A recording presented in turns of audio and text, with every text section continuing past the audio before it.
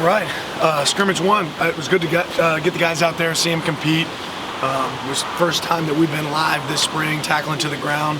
Guys did a great job handling that. Did also a good job protecting their teammates. Thought we ran the ball with some physicality. You know, on the day early, I think the defense was doing a really good job. Hit an explosive play, pass for a touchdown early on in the scrimmage, and then offense was able to convert on some red area opportunities down there. And both 2 minutes, offense was able to get it down to where they could kick a field goal for 2-minute opportunities to win. We missed one of those. But altogether, you know, good day, good competitive day.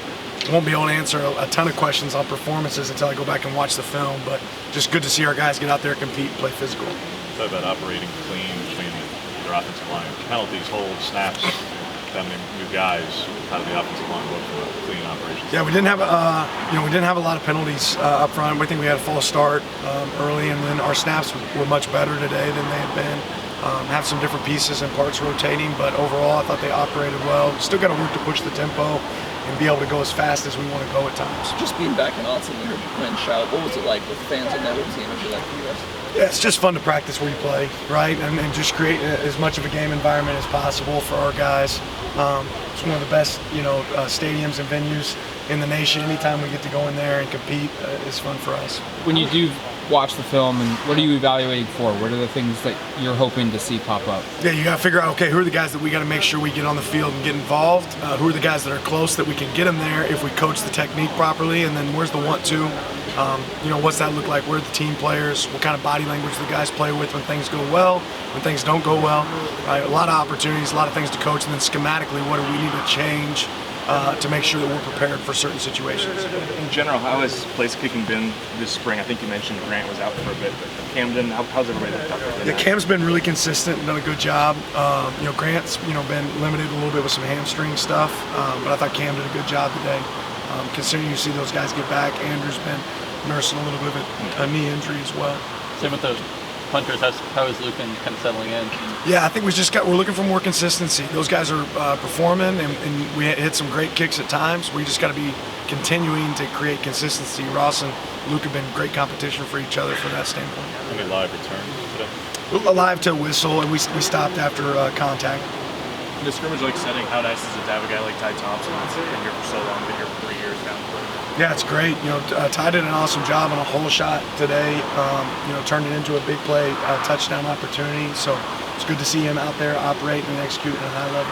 Do you leave today with any sort of a better feeling on first team, second team? Or are there still too many moving pieces to kind of get a feel for that? Yeah, a lot of moving parts there. I don't have clear indications necessarily right now for that. More so about there's going to be more than 11 guys that can play for us on offense. There's going to be more than 11 guys that can play for us on defense. The goal is how many can we have?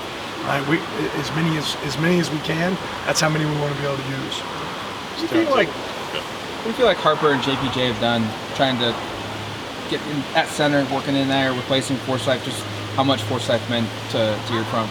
Yeah, I don't think you replace that experience overnight. It just takes work. It takes time. The good thing about both those guys is they care. They're consistent. They're going to come out there and work every single day to get to create that. And the fact that it matters to them, I think they really push to be like that. Is he able to get the go?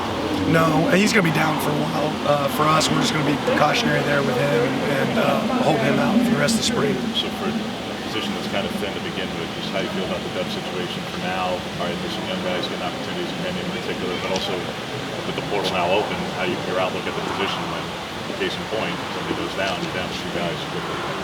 Yeah, and the good thing for us is we have a lot of guys on our roster that have played tight end as well at other times. They might not be listed at tight end on our roster, but that doesn't mean that they can't play tight end. So I think we have some position versatility with the guys we have on our team. Always going to look for opportunities to enhance our program if the right people present themselves. You said that you guys connected on a deep touchdown there, had a few scores. Are you willing to share any of the guys that got him in the end zone today? I think Trayshawn had a big one. I think Chris Hudson was able to convert on one down in the red area. And we had some good runs as well. Any havoc plays defensively? Yeah, there certainly were. Can't remember one necessarily stuck out. We didn't throw any picks today, but we were able to get the ball out early on in the scrimmage. Means we got to do a better job of ball security on offense. How do you feel about how Keith Brown finished the season? He has that opportunity in the Holiday Bowl. Productive guy.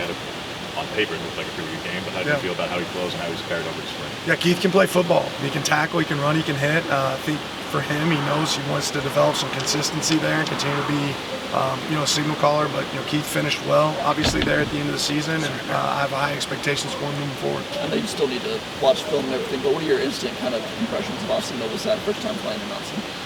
Yeah, thought he had good control. Thought he threw some good balls that didn't get completed, but it wasn't necessarily because he can't throw it and catch it.